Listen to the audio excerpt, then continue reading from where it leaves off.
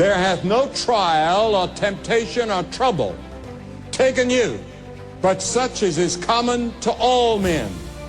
But God is faithful, who will not allow you to suffer to be tempted above that you're able, but will with the temptation or the trial also make a way to escape, that you may be able to bear it. Young people today are faced with so many problems, especially peer pressure. We were talking about it in the little room that I was in a few minutes ago. I asked the president of one of our great universities one time, I said, what is the greatest problem that you face on this campus? And he said, emptiness.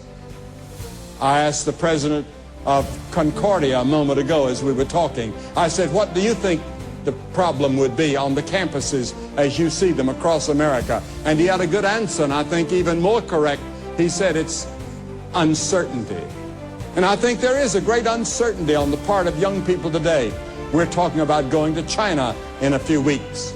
And as we study the Chinese universities, and as we read about China, and as we have been to the Soviet Union and to all the countries in the Eastern world, Eastern Bloc, we've preached in all those countries except Bulgaria.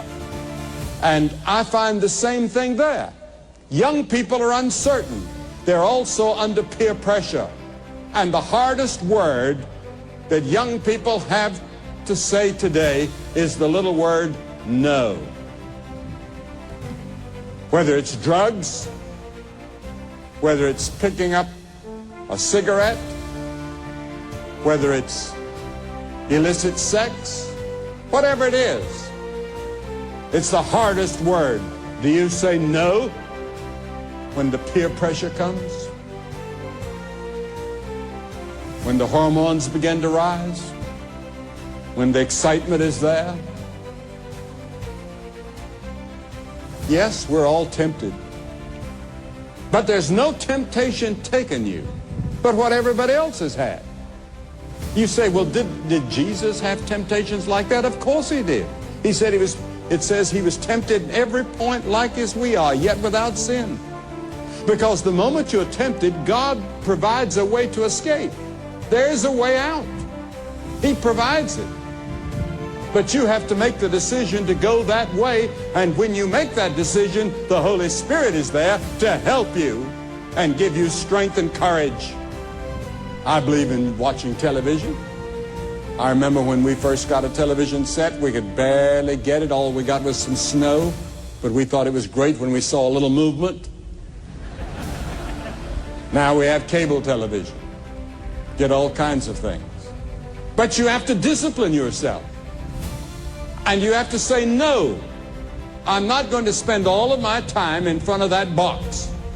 And in many homes, it's become the idol. It's become the God.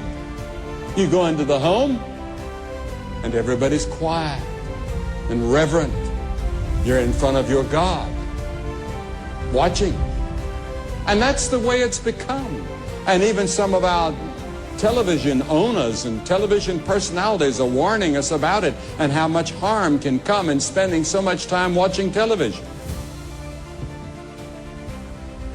Jesus said in Luke 21:34, and take heed to yourselves, lest at any time your hearts be overcharged with surfeiting and drunkenness and the cares of this life, so that the day of death comes upon you unawares, or the day of his coming comes upon you unawares. Paul said, make not provision for the flesh to fulfill the lusts thereof.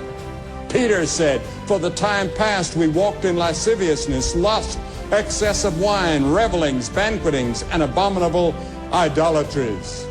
What about you? Do you live a disciplined life? Do you live an organized life?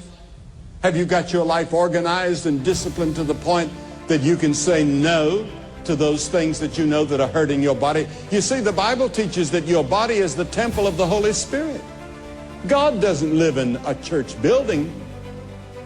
God lives in you. And a group of us called the church, an assembly, make up the church. And we use the building and its facilities to meet in. And so it's a sacred building. It's a holy building. as the temple was in Jesus' day, or the synagogues were considered. But the real temple of God is your body. And yet you harm your body by the way you treat it. And then another man in the Bible, a young man that said no, that changed history, was Joseph. He was the boy that his father loved the best, apparently.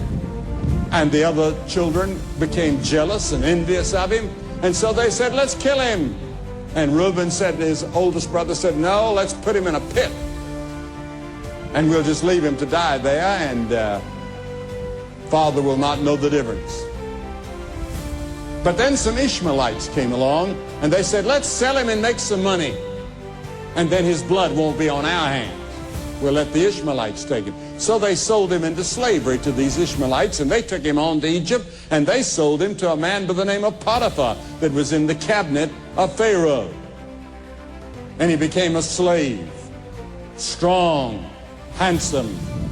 And the Genesis 39 tells us of the temptation of Joseph. And he said no, because Potiphar's wife was a beautiful woman and a sexy woman. And she came to him and she said, Joseph, come and lie with me. Go to bed with me. I've been wanting you ever since you've been here, and now all the men are gone. My husband's away. Come with me. And he said, no, I will not do this great wickedness. Your husband has treated me well, and I would sin against my God if I did that.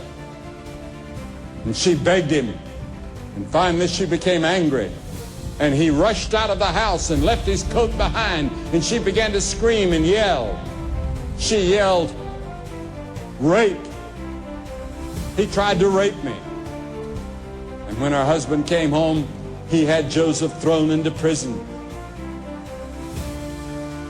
Joseph said no. But then God was with Joseph in the prison.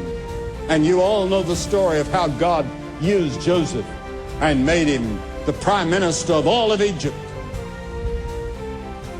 and helped save again his family later on. A long story which I don't have time to tell tonight, but most of you know it, I'm sure. Now the Bible teaches that sex is not a sin. God gave it. It's a gift from God. It's the wrong use of sex that's the sin. God gave you the ability to make love, but within the bonds of matrimony, not outside. Adultery is wrong. That's when two people who are married, and then fornication, unmarried people. It's wrong. It's a sin. And I know that the tremendous urge, especially when you see it at every counter where they sell books and magazines. You see it on the television, you see it in the movies, you see it everywhere, and the whole atmosphere is saturated with the idea of sex. How do you say no?